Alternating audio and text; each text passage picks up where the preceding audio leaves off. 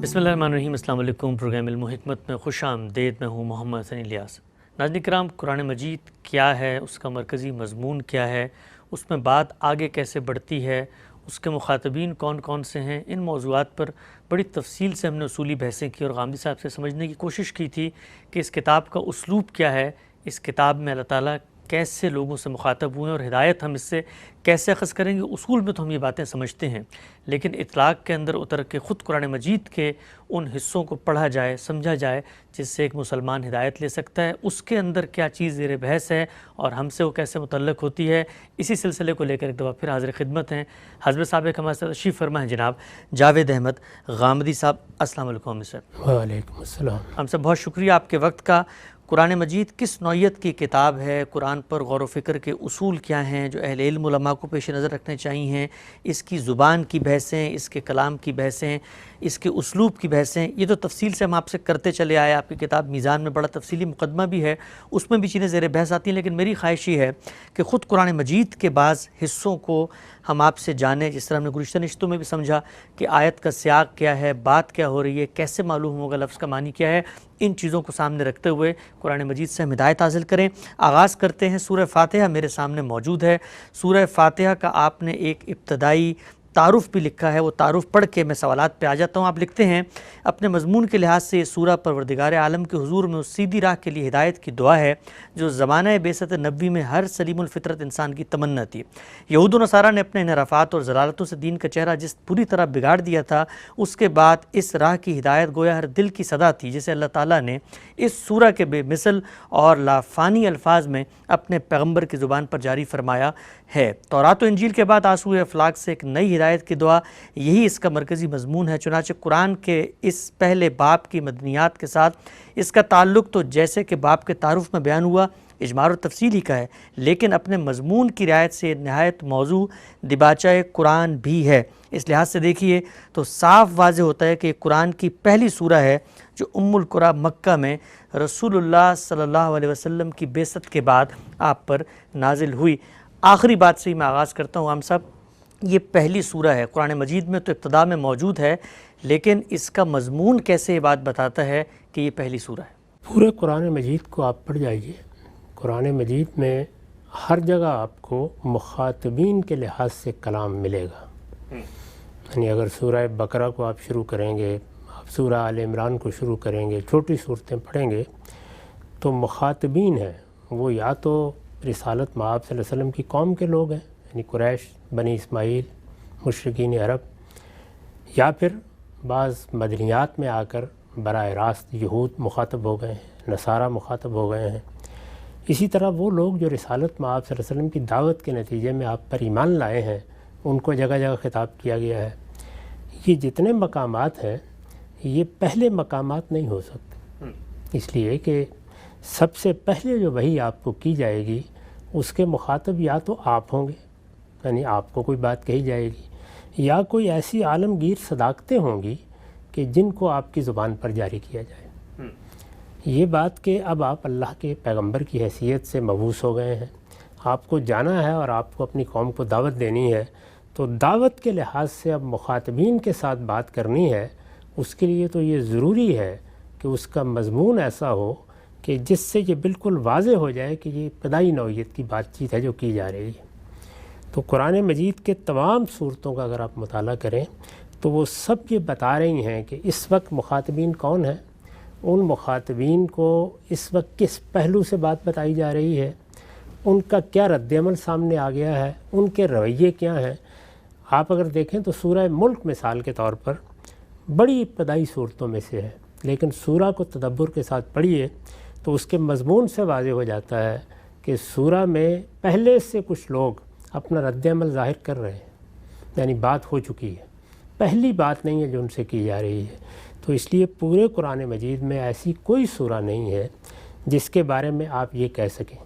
हर सूरह, छोटी से छोटी सूरह भी ये बता देती है, अपने मज़मून से बता देती है, मुद्दा से बता देती है, मुखातबीन से बता देती है, उसलूब से बता देती है कि ये मिसाल के तौर पर पहले मरहले की सूरह है लेकिन पहली सूरह नहीं है, ये दूसरे मरहले की सूरह है लेकिन पहली सूरह नहीं है। ये सूरह फ़ातिहा वाहिद सूरह है जिसको रखा भी अल्लाह ताला ने कुरान की इब्तिदा में है اور جس میں مضمون بھی وہی ہے کہ جو قرآن جیسی کتاب کے نزول کے لیے ابتدا میں آنا چاہیے، یعنی خود مضمون بھی یہی بتا رہا ہے، اس لیے کہ ہمارے طریقے پر قرآن کو سمجھیے یا کسی اور کے طریقے پر۔ یہ بات سب نے محسوس کی ہے کہ یہ اصل میں نزول قرآن کی دعا ہے۔ اچھا، اس لیے کہ اس میں اللہ تعالیٰ نے یہ فرمایا ہے کہ اہدنا الصراط المستقیم کی دعا کرو، پروردگار ہمیں سیدھی راہ کی ہدایت بخش۔ یہ دعا ہی سب سے پہلے انسان کی زبان پر طاری ہونی چاہیے، یعنی آخر اس کے جواب میں صراط مستقیم بتائی جائے گی۔ قرآن مجید نے اپنے بارے میں جگہ جگہ اس بات کو واضح کیا ہے کہ یہ اللہ کی دکھائی ہوئی صراط مستقیم ہے، سیدھی راہ ہے، اسی راہ پر چل کر تم دنیا میں بھی کامیاب ہوگے اور آخرت میں بھی کامیاب ہوگے۔ تو اب جب اس کے لیے دعا کی جائے گی اور قرآن اس کے لیے جواب دعا کی حیثیت رکھتا ہے تو یہ مضمون بھی بتا رہا ہے کہ اس کو سب سے پہلے ہی آنا چاہیے، دعا کی جائے گی۔ پھر یہ کہ یہ دعا ہے کیا، اگر آپ اس کے مضمون پر غور کریں تو یہ دعا آپ کو زمانے کے لحاظ سے رسالت مآب صلی اللہ علیہ وسلم کی بعثت سے پہلے جو صورتحال ہے اس میں لے جا کر کھڑا کر دیتی ہے۔ یعنی اس سے پہلے کیا چیز لوگوں کے لیے ہدایت کا ذریعہ بنی؟ ہم بار بار توجہ دلا چکے ہیں کہ ایک تو وہ الہام فطرت ہے، اللہ تعالیٰ نے ہماری فطرت میں بعض حقائق الہام کر دیے ہیں، ان کو ہم سمجھ سکتے ہیں، ان کو ہم متعین بھی کر سکتے ہیں، لیکن اللہ تعالیٰ کی بڑی عنایت ہے کہ اس نے اپنی کتاب میں خود متعین طور پر بتا دیا ہے کہ وہ کیا حقائق ہیں۔ یعنی ہمیں ہمارے خالق کا شعور دیا گیا ہے۔ یہ تو نہیں ہے کہ ہم اپنے اس الہامی کی بنیاد پر خالق کا بالکل صحیح تصور قائم کر لیتے ہیں، لیکن اپنے مخلوق ہونے کے شدید احساس سے عقلی طور پر بھی اور اپنے وجدانی احساس میں بھی یہاں پہنچ جاتے ہیں کہ ہمارا کوئی خالق ہونا چاہیے۔ یہ طلب، یہ خواہش اور اس طلب کے پورا ہونے پر ایک خاص درجے کا اطمینان، آخری درجے کا اطمینان وہ ہمارے اندر رکھ دیا گیا ہے۔ اسی طرح ہمارا اخلاقی وجود ہے، ہم جیسے ہی شعور کی عمر کو پہنچنا شروع ہوتے ہیں، بچوں کا بھی اگر آپ مطالعہ کریں تو جس طرح ان کی عقل بیدار ہو جاتی ہے، جس طریقے سے ان کی حصے جمالیات نمایاں ہونا شروع ہو جاتی ہے، بالکل اسی طرح ان کا حادثہ اخلاقی کام کرنا شروع کر دیتا ہے۔ بچے کی آنکھیں جس طرح دیکھنا شروع کر دیتی ہیں، اس کا حادثہ اخلاقی اسی طرح اخلاقی اقدار کو محسوس کرنا شروع کر دیتا ہے۔ تو یہ ساری چیزیں ہمارے اندر ودیت کی گئی ہیں، یہ ہمارے لیے پہلی ہدایت ہے۔ لیکن اللہ تعالیٰ نے اس پہلی ہدایت ہی پر اکتفا نہیں کیا، بلکہ اس کے بعد پہلے انسانی کو پیغمبری کے منصب پر فائز کر کے نبوت کا سلسلہ جاری کر دیا، تاکہ انسان کو اس ہدایت پر متنبع بھی کیا جائے، اس ہدایت کے لیے اسے موزوں الفاظ بھی دیے جائیں، وہ اس ہدایت کو جب سمجھ لے تو اس کے تقاضوں کو پورا کرنے کے لیے آمادگی بھی پیدا کی جائے، اور پھر یہ ہدایت جس تعین، تحدید اور تفصیل کا تقاضا کرتی ہے وہ بھی فراہم کر دی جائے۔ تو انبیاء علیہم السلام نے یہ خدمت انجام دی، پے در پے اللہ تعالیٰ کے پیغمبر آتے رہے۔ اس میں یہ عرض کر چکا ہوں کئی بار کہ پھر وہ مرحلہ آیا جب اللہ تعالیٰ نے فیصلہ کر لیا کہ اب نبوت کو ایک خاندان میں خاص کر دیا جائے، اور وہ خاندان ابراہیم علیہ السلام کا خاندان تھا۔ کم و بیش اب سے 4000 سال یا اس سے کچھ پہلے اللہ تعالیٰ نے یہ فیصلہ فرمایا، پھر ایک تدریج کے ساتھ حکمت کو پیش نظر رکھ کر اللہ تعالیٰ نے اپنے اس فیصلے کو نافذ کیا، اور بتدریج ساری قوموں کی طرف رسول بھیجنے کا سلسلہ بند ہوتا چلا گیا، اور بنی اسماعیل اور بنی اسرائیلی میں اب رسالت باقی رہ گئی، رسالت نبوت دونوں انہی میں باقی رہ گئی۔ یہ جو سلسلہ ہے اس نے گویا ذریت ابراہیم کو یا حضرت ابراہیم کی اولاد کو دنیا کی ہدایت کے منصب پر کھڑا کر دیا۔ تو اس ہدایت کے لیے نبی بھی آئے، ان کو مواقع بھی ملے، اس سب کے باوصف آخری نتیجہ کیا نکلا؟ یعنی انہوں نے بڑے اچھے زمانے بھی دیکھے، دنیا تک ہدایت پہنچائی بھی، دنیا میں حق کے علمبردار بن کے کھڑے ہوئے، یہ سب چیزیں ہوئیں۔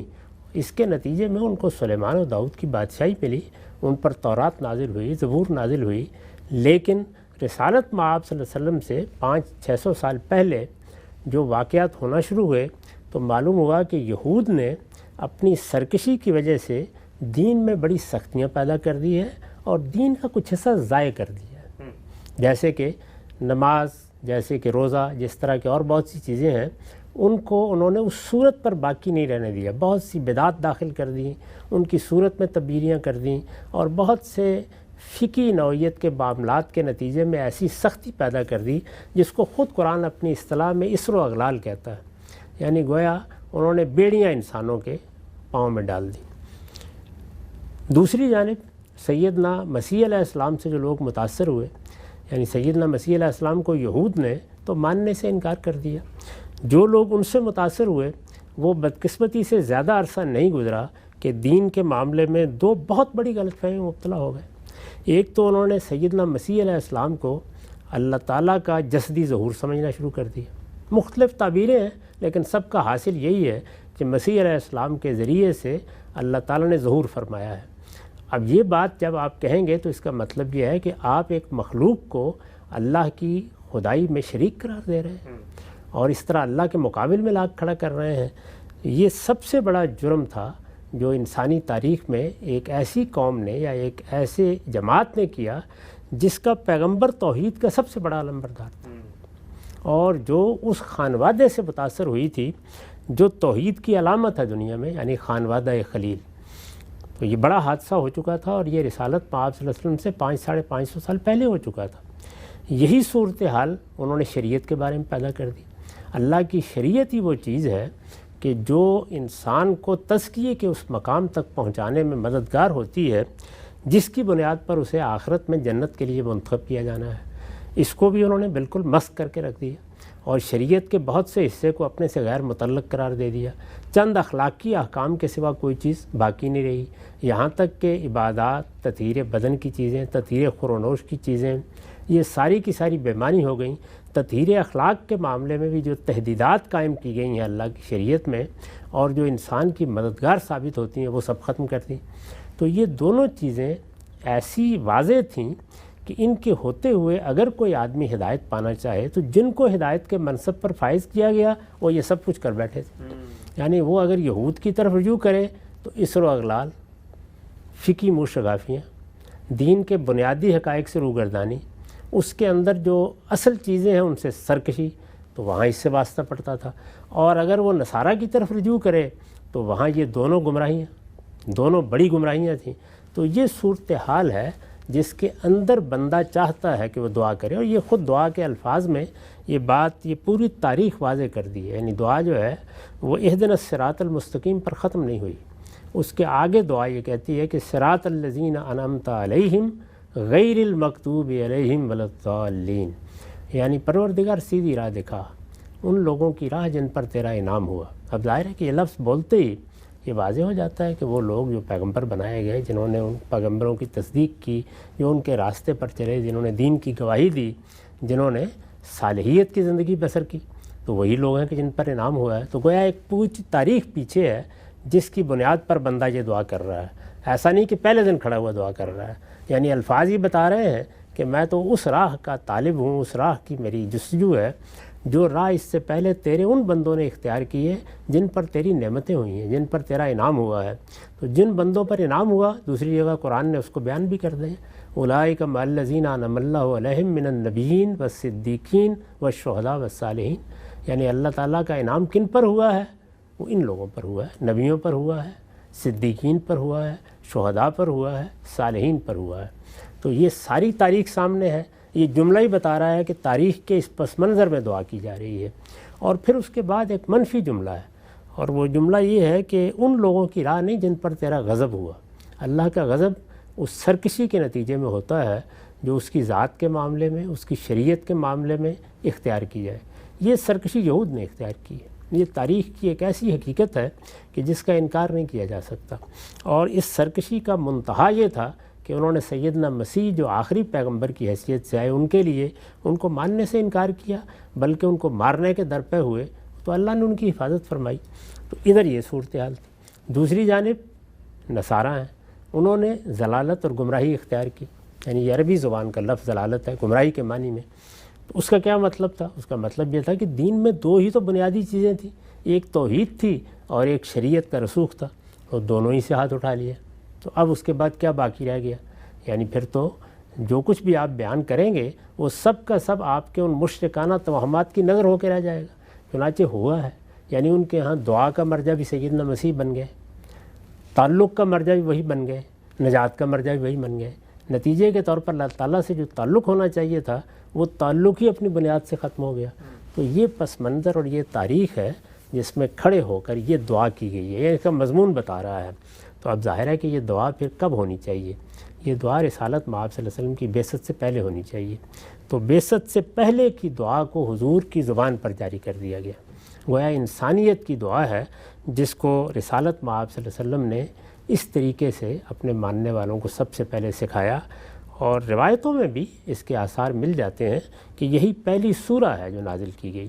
یعنی باقی آیات کے بارے میں اگر کہتے بھی ہیں لوگ تو یہ کہتے ہیں کہ یہ 5 آیتیں 4 آیتیں نازل کی گئیں، ان پر ہم اس سے پہلے کئی مرتبہ گفتگو کر چکے ہیں کہ ان کا مضمون، مدعا، مقام، محل وہ اس کی تائید نہیں کرتا، وہ کسی طرح بھی قابل قبول نہیں ہے۔ ایک غلط فہمی ہوئی ایک روایت سے، جس سے لوگوں نے یہ خیال کیا کہ سورہ علق کی ابتدائی آیتیں، وہ در حقیقت جو قرآن آپ کو دکھایا گیا تھا اس دکھائے گئے قرآن میں وہ آیتیں اس وقت سامنے آئی تھیں، وہ پہلی وحی نہیں ہے، پہلی وحی یہی سورہ فاتحہ ہے۔ اور اسی وجہ سے میں نے اس کی طرف اشارہ بھی کیا ہے کہ یہ قرآن کی بھی پہلی سورہ ہے، یہ مضمون کے لحاظ سے بھی قرآن سے مقدم ہے، یعنی قرآن اس کا جواب ہے، گویا اس کے بعد پورا قرآن نازل ہونا شروع ہوا۔ اور یہ در حقیقت رسالت مآب صلی اللہ علیہ وسلم کی بعثت کی دعا ہے۔ یعنی اگر سادہ لفظوں میں بیان کیجئے تو یہ ہے کہ اللہ تعالیٰ نے ایک طرف انسانیت کی زبان پر یہ دعا جاری کر کے بتایا کہ انسانیت کی طلب یہ تھی اس وقت، یا دوسرے لفظوں میں بیان کیجئے کہ یہ انسانیت کی ضرورت تھی کہ اس پس منظر میں اب نئی ہدایت آئے، اور جب انسانیت کی یہ ضرورت تھی تو گویا مدعا یہ ہے کہ اللہ تعالیٰ نے اس ضرورت کو پورا کیا، اور وہ کس صورت میں پورا کیا؟ وہ قرآن کی صورت میں پورا کیا۔ یہی بالکل چیز ہے جس کو پھر اشارے کے طور پر رسالت مآب صلی اللہ علیہ وسلم نے جب نماز میں اس سورہ کو رکھا ہے تو بتا دیا کہ ہم نماز میں یہ سورہ پڑھتے ہیں، دعا کرتے ہیں، اس کے فوراً بعد قرآن کا ایک حصہ ملایا جاتا ہے، گویا جو ترتیب قرآن میں ہے وہی ترتیب وہاں بھی ملحوظ رکھی جاتی ہے۔ تو یہ وہ سب قرائن اور دلائل ہیں جن کی وجہ سے میں نے یہ بات کہی۔ ٹھیک ہے، ہم سے بڑی ہی وضاحت سے یہ بات سامنے آئی پہلی مرتبہ، جس طرح جس خوبی سے آپ نے اس کو بیان کیا کہ کیا وجہ ہے کہ سورہ فاتحہ کا خود مضمون جو ہے وہ اس بات کی دلالت کرتا ہے، اور اس لحاظ سے جو کچھ آپ نے باتیں بتائیں ایک پریفرنس دباچہ بن جاتا ہے، تعارف بھی بن جاتا ہے کہ آگے کیا ہونے والا ہے کتاب میں۔ اچھا، ایک اور بات بتائیے گا کہ نماز کا تو اس کو حصہ بنا دیا گیا، اور خود حصہ بنانا یہ بتا رہا ہے کہ اس کی کیا اہمیت ہے، اور اس کے بعد میں قرآن پڑھا جاتا ہے تو ایک طریقے کی آرزو ہے، خواہش ہے، دعا اور جواب دعا کا تعلق بھی پیدا ہو جاتا ہے۔ تو یہ الہامی کتاب میں ایک ٹرینڈ سامنے آتا ہے کہ اس سے پہلے بھی مثلا لوگ نماز پہلے بھی پڑھتے ہوں گے، کتاب بھی پہلے نازل ہوتی ہوگی، اللہ تعالیٰ کی نازل بھی ہوئی کتابیں، تو کیا ان کے اندر بھی کوئی ہمیں کوئی مماثلت نظر آتی ہے کسی سورہ کی، جس کو ہم کہیں کہ پہلے لوگ جو ہیں وہ سورہ فاتحہ یا پہلے لوگوں کی دعا یا نماز کا پہلا حصہ جو دعا کی صورت میں ہے وہ کوئی اس طرح کی چیز ہو سکتی ہے؟ اس کے بارے میں بہت تعین کے ساتھ تو کہنا بات مشکل ہے، لیکن یہ کہ جو کچھ ہمارے پاس روایات ان کی موجود ہیں ان کی روشنی میں انجیل میں بھی وہ دعا ہے، اچھا، اور تورات میں بھی ہے کہ جو نماز کی دعا صاف معلوم ہوتا ہے وہ نمازوں میں اس کو کرتے بھی ہیں۔ میں نے اپنی کتاب میزان میں جہاں نماز پر گفتگو کی ہے وہاں وہ دونوں دعائیں نقل کر دی ہیں، تو جن لوگوں کو انہیں دیکھنا ہو ان کو دیکھ سکتے ہیں، ایسا ہی ہونا بھی چاہیے۔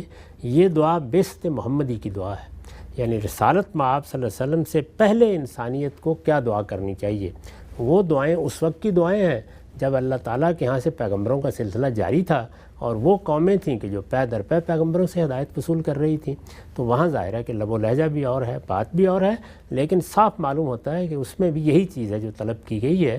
اور اللہ تعالیٰ سے جو سب سے بڑی دعا ہونی چاہیے وہ ہونی بھی یہی چاہیے کہ پروردگار ہمیں ہدایت بخشے۔ یہ صحیح ہے کہ دنیا میں ہمیں آخر روٹی بھی کھانی ہے، پانی بھی پینا ہے، اپنی جبلتوں کی تسکین بھی کرنی ہے۔ ہمارے ہاں انسان کی حیثیت سے بہت سی چیزوں کی طلب رکھی گئی ہے، ہم بعض اوقات اس طلب ہی کی نظر بھی ہو کے رہ جاتے ہیں، لیکن اس میں کیا شبہ ہے کہ سب سے بڑی ضرورت یہی ہے۔ مجھے یاد پڑتا ہے کہ ایک مرتبہ استاد امام نے ہم طالب علموں سے پوچھا کہ سب سے بڑی دعا کون سی ہے، تو کسی کی توجہ نہیں ہوئی، لیکن پھر انہوں نے بہت خوبی کے ساتھ یہ بتایا کہ سب سے بڑی دعا وہی ہے کہ جو تم روز اپنی نماز میں کرتے ہو، اس لیے کہ وہ ہدایت کی دعا ہے، اہدنا الصراط المستقیم۔ اس سے بڑی دعا کوئی نہیں ہو سکتی۔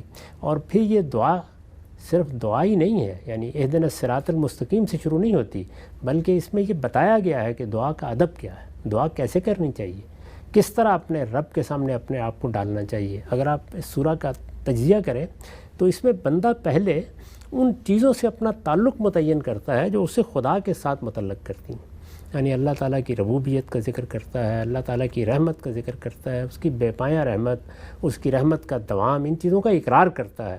پھر وہ یہ کہتا ہے کہ پروردگار میں مانتا ہوں میرا ضمیر اس بات کی گواہی دیتا ہے کہ ایک دن وہ شہادت قائم ہونی ہے جس کے بعد مجھے تیرے سامنے جواب دہ ہونا ہے. اس روز جزا میں کسی اور کا کوئی اختیار نہیں ہوگا, تو ہی تنہا اس کا مالک ہے. یہ کہنے کے بعد وہ اپنا یہ زاویہ نظر بھی بیان کرتا ہے کہ میں کسی اور کا بندہ نہیں ہوں, میں تیرا بندہ ہوں, تیری عبادت کرتا ہوں اور تیرے ہی سامنے جھکتا ہوں اور تجھی سے مدد چاہتا ہوں. تو اس طرح گویا اپنے عقیدے کا اظہار, خدا سے اپنے تعلق کا اظہار, اللہ کی حمد و ثنا, یہ چیز ہے کہ جس کو دعا کی تمہید بننا چاہیے. ہمارے ہاں لوگ بہت پوچھتے ہیں نا کہ یہ دعا کرنی چاہیے, کیا کسی کے وسیلے سے دعا کرنی چاہیے, کیا اس سے پہلے کوئی فلاں چیز پڑھنی چاہیے. تو اس سورہ کے ذریعے سے ہمیں تعلیم دی گئی ہے کہ اللہ تعالیٰ کی صفات کا واسطہ دینا چاہیے, اللہ تعالیٰ کے ساتھ اپنے تعلق کے اظہار سے دعا کی ابتدا کرنی چاہیے, اللہ کی حمد و ثنا سے دعا کی ابتدا کرنی چاہیے. جو اللہ کا بتایا ہوا طریقہ ہے وہ اس سورہ فاتحہ کے ذریعے سے روز ہمیں سکھایا جاتا ہے, اس کی یاد دہانی ہوتی ہے. یعنی 5 نمازوں میں ہم اس سورہ کو دہراتے ہیں. تعجب ہوتا ہے اس کے بعد لوگ پوچھتے ہیں کیسے دعا کی جائے, درا حال ہے کہ اللہ تعالیٰ نے تو اس اہتمام کے ساتھ یہ بتایا ہے کہ ایسے دعا کی جائے, اور پھر وہ دعا کرنے کے ساتھ آگے یہ بھی بتایا ہے کہ دعا شعور کے ساتھ ہونی چاہیے. یعنی تم دیکھو کیا مانگ رہے ہو. تو یہاں جو بندہ دعا کر رہا ہے وہ پوری مذہب کی تاریخ پر نگاہ رکھ کے ہدایت کو طلب کر رہا ہے اور ٹھیک وقت پر مانگ رہا ہے. یعنی یوں نہیں ہے کہ دنیا میں اس وقت پیغمبر موجود ہے, ان کی ہدایت موجود ہے, وہ اس کے باوجود کہتا ہے کہ مجھے تو آپ ہی ہدایت دیں. نہیں, اگر وہاں موجود ہوتی تو اس کی طرف رجوع کرتا, نہیں ہے تو اس نے اپنے رب کے سامنے ہاتھ پھیلا دیے ہیں.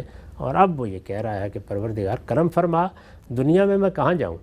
یعنی تیرے منتخب بندے جن کو تو نے میری ہدایت کے لیے مبعوث کیا تھا اور قوموں کی حیثیت سے کھڑا کیا تھا اور اتنی نعمتیں ان پر کی تھی, وہ تو یہ کارنامے انجام دے چکے. تو میرا ضمیر اس کو تو ماننے کے لیے تیار نہیں ہے, میری عقل اس کو قبول کرنے کے لیے تیار نہیں ہے. اب تو ہی میری ہدایت کا اہتمام کر سکتا ہے. تو پھر وہ یہ دعا کرتا ہے. سبحان اللہ صاحب, بہت ہی اہم نقطہ آپ نے بیان کیا. اچھا, اسی بات سے ایک اور چیز ذہن میں آئی کہ ابتدا ہی میں اللہ تعالیٰ نے یہ جو دعا اور جواب دعا کا ایک پورا تعلق کر کے قرآن کا آغاز کیا ہے, کیسے یہ پیغام بھی نکلتا ہے کہ اللہ تعالیٰ یہ چاہتے ہیں کہ اگر کوئی ان کی دین کی طرف آتا ہے, آپ نے ہلکا سا اشارہ کیا کہ وہ شعوری طور پہ آئے, یعنی اس کے اپنے اندر طلب, تڑپ, شعور, عقل, خرد افروزی اور وہ تمام عقلی مقدمات پیدا ہوں کہ جس کے بعد مذہب کی اس کو ضرورت محسوس ہو اور پھر وہ پیغمبر کی بارگاہ میں جائے, پھر اس کے بعد آیات پہ غور کرے, تب وہ آگے جو کچھ بھی قرآن موجود ہے وہ قرآن اس کو سمجھ میں بھی آئے گا. ہم یہ دیکھتے ہیں, ہمیں عام طور پہ قرآن مجید کے بارے میں ایک بالکل مانا جانے والا تصور ہے کہ جی قرآن ثواب کی کتاب ہے, پڑھ لیں, لیکن یہ تو یہ بات بتا رہی ہے کہ ایک دعا ہے, ایک طلب ہے, ایک تقاضا ہے, اور وہ جواب تقاضا ہے, جواب طلب ہے, جواب دعا ہے. تو یہ تو پورا کا پورا شعوری سفر ہے جو قرآن کی ابتدا ہی میں اللہ تعالیٰ انسان نے پیدا کرنا چاہتے ہیں. اس میں کیا شک ہے, یہ شعوری سفر اگر آپ نہیں کرتے تو پھر آپ کو کسی پس منظر کی وجہ سے ہدایت مل جائے, وہ اللہ کی عنایت ہے. اس لیے کہ اللہ تعالیٰ نے کیا بتا دیا ہے کہ والذین جاہدوا فینا لنہدینہم سبلنا. یعنی اگر آپ کے اندر اس ہدایت کی قدر نہیں ہے جو اللہ نے دے کے آپ کو پیدا کیا ہے, آپ نے ہدایت جو کچھ بھی آپ کو ملی ہے اس کا کبھی شعوری تجزیہ ہی نہیں کیا, وہ کبھی آپ کے ہاں ان سوالات سے گزری ہی نہیں جو انسان کی حیثیت سے آپ کو کرنے چاہیے, وہ گزرے گی. یہ دیکھیے نا, یہاں پر دعا کرنے والا ان سب چیزوں کا تجزیہ کر چکا ہے. وہ جانتا ہے کہ کچھ لوگوں نے سرکشی اختیار کر کے اللہ کے غضب کو دعوت دے رکھی ہوئی ہے. وہ اس نتیجے پر بھی پہنچ گیا ہے کہ کچھ لوگوں نے ایسے عقیدے اختیار کیے ہیں یا ایسے نقطہ نظر اختیار کیے ہیں جو گمراہی کہے جا سکتے ہیں. یہ وہ جانتا ہے, اپنے اس شعور میں کھڑا ہو کر اب وہ کہتا ہے, ورنہ اگر وہ اس شعور پر نہیں ہے تو اللہ تعالیٰ کیا کریں گے. اس میں ایک بڑا دلچسپ مکالمہ ہے جو ہمارے استاذ ہمیں سنایا کرتے تھے امام فرائی کے بارے میں, کہ اگر کوئی آدمی ان سے آ کے سوال کرے اور یہ کہے کہ جی فلاں آیت کا کیا مطلب ہے, تو وہ یہ کہتے تھے کہ اس پر امام راضی نے یہ لکھا ہے. اچھا, اس نے اگر فرض کر لیجئے کہ امام راضی کی بات پر کوئی سوال پیدا کر دیا تو پھر وہ یہ کہیں گے زمخشری نے یہ بات بیان کی ہے. کیا مطلب تھا اس کا؟ اس کا مطلب یہ تھا کہ اس سے پہلے جو علم موجود ہے, کیا تم اس سے گزرے ہو, تم نے اس علم کی طرف مراجعت کی ہے, تم نے اس کو سمجھا ہے. یعنی ایک عام آدمی آپ کے پاس آیا ہے تو وہ تو یہ حق رکھتا ہے کہ وہ جو بات پوچھ رہا ہے آپ اسے بتا دیں. یہ میں نے جو مکالمہ آپ کو بتایا یہ عام لوگوں کے ساتھ نہیں ہے, یہ بڑے لوگوں کے ساتھ ہے. ان کے زمانے کے جو جلیل القدر علماء تھے ان کے بارے میں ہے کہ وہ یہ سوال کرنا شروع کر دیتے تھے. تو جس وقت ایک انسان اللہ تعالیٰ سے ہدایت کی دعا کرتا ہے تو اللہ تعالیٰ کی طرف سے بھی یہ سوال ہوتا ہے کہ جو ہدایت تمہارے گرد و پیش میں بکھری ہوئی ہے تم نے اس کا تجزیہ کیا ہے, یعنی تمہیں پتہ ہے کہ وہ ہدایت ہے یا نہیں ہے. اگر یہ اس مرحلے سے تم نے شعوری طور پر اپنے آپ کو گزارا ہی نہیں تو مجھ سے کیا مانگنے آئے ہو؟ یعنی میں تو اسی وقت دوں گا جب کہ وہ وہاں نہیں پایا جائے گا۔ تو یہاں پر یہ سبق دیا گیا ہے، چنانچہ یہ اسی کا نتیجہ ہے۔ لوگ عام طور پہ سوال کرتے ہیں اور انہیں بڑا تعجب ہوتا ہے کہ دنیا میں کروڑوں کی آبادی ہے، لیکن ان میں سے اپنا مذہب تبدیل کر کے ہدایت پر آنے والے لوگ کی تعداد انگلیوں میں گنی جاتی ہے۔ وجہ کیا ہے؟ اس عمل سے گزرتے ہی کوئی نہیں۔ آج لوگ فیصلہ کر لیں کہ ان میں سے ہر شخص شعور کی عمر کو پہنچنے کے بعد اپنے مذہبی تصورات کو اسی طرح سے سوالات کا ہدف بنائے گا اور اس مرحلے سے شعوری طور پر گزرے گا، اور یہ گزرنا چاہیے۔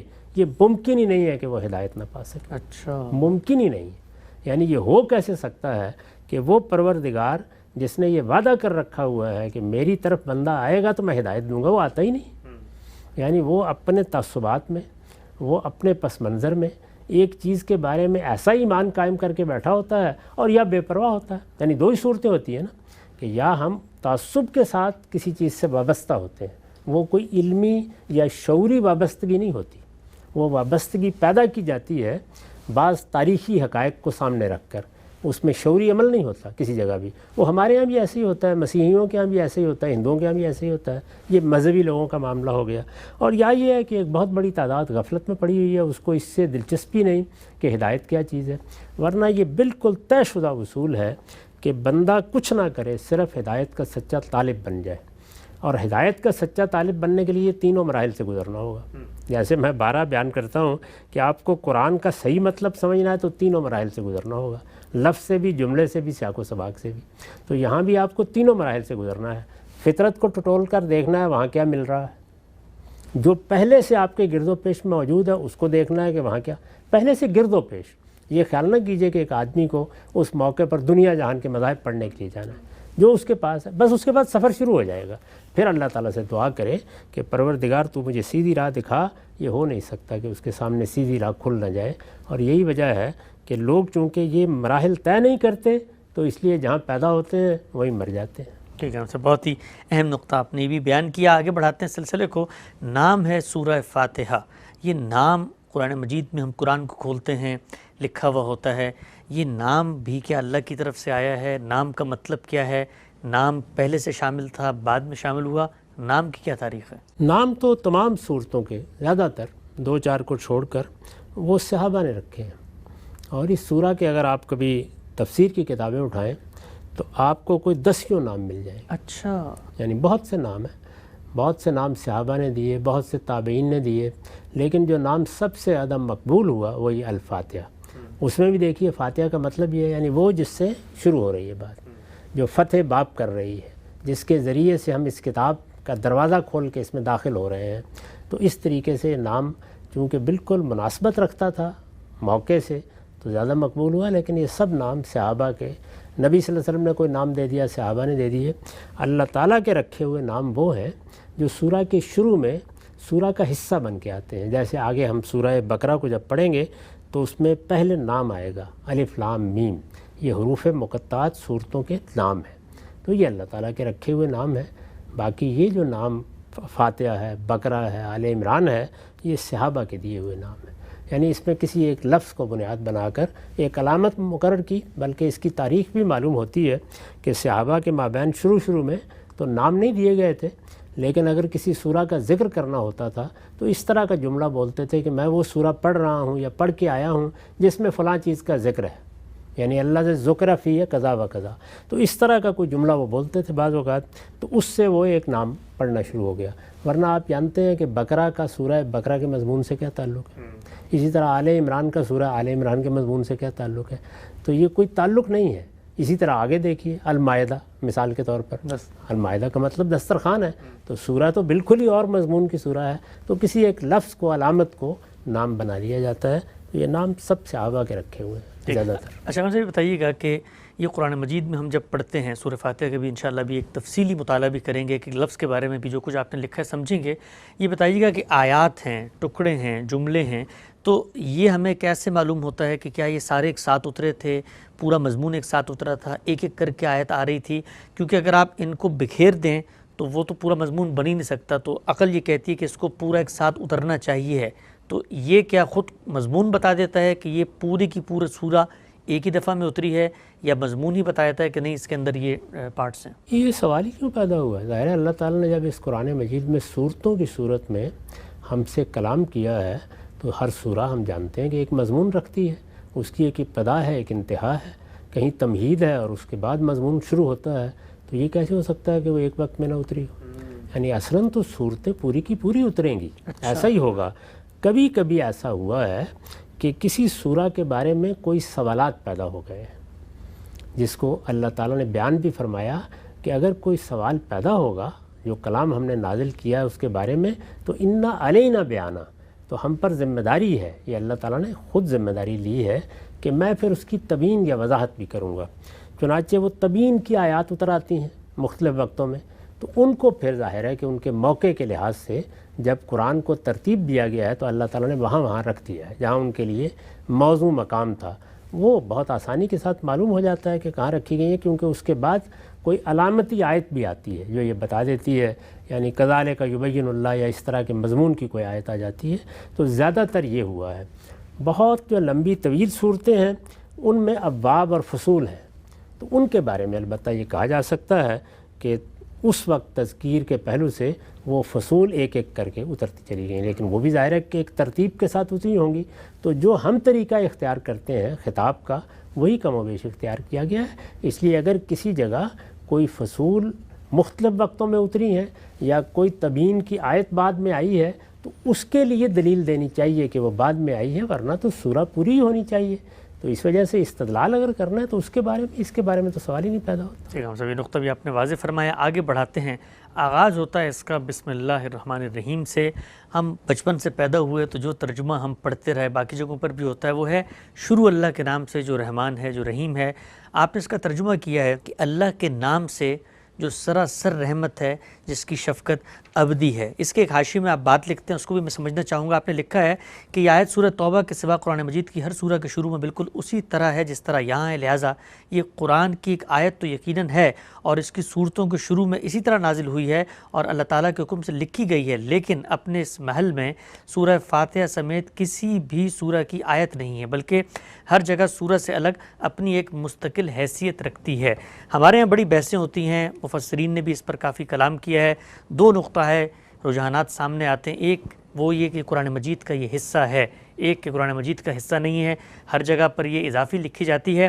آپ نے جو بات کی ہے اس سے کیا مراد ہے کہ یہ آیت تو ہے لیکن سورہ توبہ کے علاوہ ہوتی ہے، لیکن سورہ فاتحہ میں اس کی حیثیت ذرا مختلف ہے؟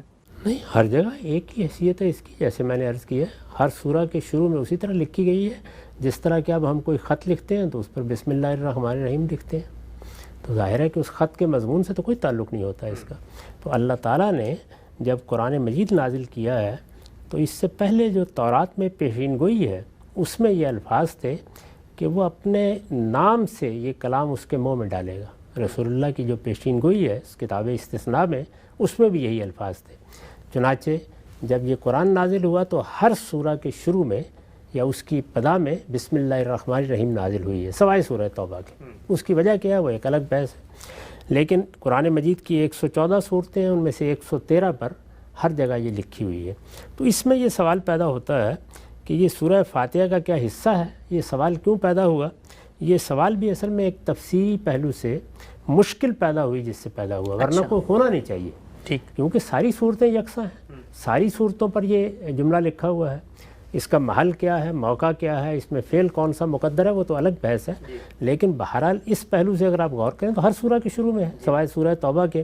تو کیا وجہ ہے کہ باقی صورتوں میں تو سب مانتے ہیں کہ یہ سورہ کا حصہ نہیں ہے، یعنی سورہ کے مضمون سے اس کا کوئی تعلق نہیں ہے، پوری سورہ سے تعلق ہے۔ جی، پوری سورہ کے شروع میں جیسے ہم خط کے شروع میں لکھتے ہیں، کتاب کے شروع میں لکھتے ہیں، ابھی دیکھیے نا کہ مثال کے طور پر میری کتاب ہی آپ اٹھائیں تو اس کے اوپر شروع میں بسم اللہ الرحمن الرحیم لکھا ہوگا، تو ظاہر ہے کہ یہ بسم اللہ الرحمن الرحیم اس مضمون کا حصہ نہیں ہے جو آگے شروع ہو رہا ہے، بالکل، خواہ وہ دیباچے پر لکھا ہوا ہے، خواہ وہ مقدمے پر لکھا ہوا ہے، خواہ وہ کتاب کی ابتدا میں لکھا ہوا ہے، تو جو مضمون آگے شروع ہو رہا ہے اس کا حصہ نہیں ہے، بلکہ اس کو برکت کے لیے، اللہ تعالیٰ سے دعا کے لیے، استرحام کے لیے ہم رحمت مانگتے ہیں اللہ تعالیٰ سے، تو یہ جملہ یا اس طرح کا کوئی جملہ ہم لکھ دیتے ہیں۔ ہمارے ہاں یہی جملہ لکھا جاتا ہے اس لیے کہ اللہ تعالیٰ نے اس کو پسند فرمایا ہے، اور یہ بھی بات بالکل واضح ہے کہ یہ جملہ نیا نہیں ہے، یعنی اپنے مضمون کے لحاظ سے یہ عربی زبان میں اس طرح ہے، اپنے مضمون کے لحاظ سے یہ سب پیغمبروں کی زبان پر رہا ہے۔ چنانچہ خود قرآن نے نقل کیا ہے کہ سیدنا سلیمان نے جب ملکہ بلقیس کو خط لکھا تو اسی جملے سے ابتدا کی، تو وہاں پر بھی وہ خط کے مضمون کا حصہ نہیں ہے، خط کی ابتدا اس سے کی گئی ہے، یعنی خط کی ابتدا مراسلے کی ابتدا میں اسی طرح لکھا گیا ہے جیسے ہم اپنے خطوں کی ابتدا میں لکھتے ہیں۔ یہ آپ کے علم میں ہوگا کہ ہمارے ہاں اس کا ایک مخفف تیار کیا گیا اور 786 لکھ دیا جاتا ہے، جی آداد، وہ بھی ظاہر ہے کہ مضمون کا حصہ نہیں ہوتا، تو یہ بھی ایک علامتی نوعیت کا۔ تو اس دعا کے اوپر یا اللہ تعالیٰ کے ساتھ یہ تعلق جو ہم ظاہر کرتے ہیں یا اس سے برکت حاصل کرتے ہیں، جو بھی اس وقت ہمارا مدعا ہوتا ہے، اسی اصول کے اوپر ہم اپنا کھانا شروع کرنے سے پہلے بھی بسم اللہ الرحمن الرحیم پڑھتے ہیں، تو وہ بسم اللہ الرحمن الرحیم بھی ہمارے کھانے کا حصہ نہیں ہوتا۔ تو یہ جتنی صورتیں ہیں ان کے اوپر یہ ابتدا کے لیے لکھی گئی ہے۔ ابتدا سے مقصود کیا ہے، میں نے عرض کیا کہ وہ ایک الگ بحث ہے، اس کے لیے لکھی گئی ہے، تو اس لیے سورہ کا تو یہ کہیں بھی حصہ نہیں ہو سکتی۔ فاتحہ میں یہ بحث کیوں پیدا کر دی لوگوں نے؟ اس لیے پیدا کر دی کہ ایک حدیث میں یہ آ گیا کہ اللہ تعالیٰ نے رسالت مآب صلی اللہ علیہ وسلم نے یہ فرمایا کہ اللہ تعالیٰ نے مجھے 7 مثانی دیے ہیں۔ تو 7 مثانی کیا ہیں؟ وہ قرآن میں بھی بیان ہوا تھا، قرآن مجید میں بھی تھا کہ ہم نے آپ کو 7 مثانی دیے ہیں۔ تو 7 مثانی کے بارے میں آپ نے ایک موقع پر فرمایا کہ یہ پورا قرآن عظیم ہے، یہ سورہ فاتحہ ہے۔ تو سورہ فاتحہ کے بارے میں جب یہ حدیث میں لوگوں نے دیکھا تو اب وہ اس تلاش میں نکلے کہ اس کو 7 مثانی کیوں کہا گیا ہے۔ وہ بھی ایک الگ بحث ہے کہ 7 مثانی سے مراد کیا ہے، لیکن جب ان کے ہاں یہ مسئلہ پیدا ہوا کہ یہ 7 مثانی کیا مطلب ہے اس کا، تو بابل بہلا یہ خیال ہوا کہ ہم چونکہ اس نماز میں اس کو دہراتے ہیں تو اس کی 7 آیتیں ہونی چاہیے۔ اب 7 آیتیں ہیں نہیں، 6 آیتیں ہیں، تو اس لیے بسم اللہ الرحمن الرحیم کو بعض لوگوں نے اس کا حصہ بنا کے، اور چونکہ اگلا جملہ یہ تھا، اگلا ہی جملہ ہے نا الحمدللہ رب العالمین، تو الرحمن الرحیم کے الفاظ بھی کچھ ملتے جلتے تھے، تو ایک مناسبت مضمون کی بھی تھی، ایک یہ مشکل بھی تھی، تو انہوں نے یہ خیال کیا کہ اس کو ہم بسم اللہ الرحمن الرحیم کو الگ آیت نہیں سورہ فاتحہ کا حصہ بنا دیتے ہیں۔ ایسا بالکل نہیں ہے، سورہ فاتحہ کی 6 ہی آیتیں ہیں، یہ اس کے اوپر بھی اسی طرح لکھی گئی ہے جس طرح باقی صورتوں کے اوپر لکھی جاتی ہے۔ ٹھیک ہے، ہم سب آگے بڑھاتے ہیں۔ یہ بیان کیجئے گا، آپ نے بتایا کہ یہاں پر اس میں جو مفہوم مضمر ہے وہ یہی ہے کہ اللہ کے نام سے پڑھ کر سناؤ، اقرا علی الناس کا جو مفہوم ہے عربیت کی روح سے اس میں مقدر ہے۔ ایک کتاب استثناء کا حوالہ آپ نے اپنی تفسیر میں دیا ہے، اور یہ قرآن مجید اور نبی صلی اللہ علیہ وسلم سے متعلق تورات کی اس پوشنگوئی کا ظہور ہے جس کے بارے میں آپ نے لکھا ہے۔ اس کے الفاظ میں پڑھتا ہوں، میں چاہتا ہوں ذرا اس کی بھی آپ وضاحت کریں۔ آپ نے لکھا ہے کہ استثناء کے حوالے میں کہ میں ان کے لیے انہی کے بھائیوں میں سے تیری مانند ایک نبی برپا کروں گا اور اپنا کلام اس کے منہ میں ڈالوں گا، اور جو کچھ میں اسے حکم دوں گا وہی وہ ان سے کہے گا، اور جو کوئی میری ان باتوں کو جن کو میرا نام لے کر کہے گا نہ سنے تو میں ان کا حساب اس سے لے لوں گا۔ یہ جو حوالہ آپ نے پیش کیا، پہلے تو مجھے بتائیے گا کہ قرآن مجید کو آپ سمجھا رہے ہیں، قرآن مجید کی کسی آیت یا کسی لفظ یا کسی آیت کے مفہوم کا مدعا بیان کر رہے ہیں، یہ بات بھی بظاہر لوگوں کو بڑی اجنبی محسوس ہوتی ہے کہ ہم اللہ کی کتاب کو سمجھانے کے لیے کوئی حوالہ نیچے کوئی توضیحی چیز پیش کریں، اور وہ پچھلی کتابوں کی ہو۔ کتاب استثناء کی آپ نے ایک بات یہاں پہ پیش کی، اس کی کیا وجہ ہے، اور یہ بات اور اوپر کی جو پوری مضمون کی رعایت ہے اقرا علی الناس، اس میں کیا مناسبت ہے؟ کسی مصنف کی بات اگر آپ واضح کرنا چاہتے ہیں تو اسی کی دوسری تصنیفات کا سب سے پہلے حوالہ دینا چاہیے۔ بہت اہم بات ہے، یعنی اللہ تعالیٰ کی کتابیں ہوں، تورات اللہ کی کتاب، زبور اللہ کی کتاب، اللہ تعالیٰ نے خود جگہ جگہ ان کے حوالے دیے ہیں۔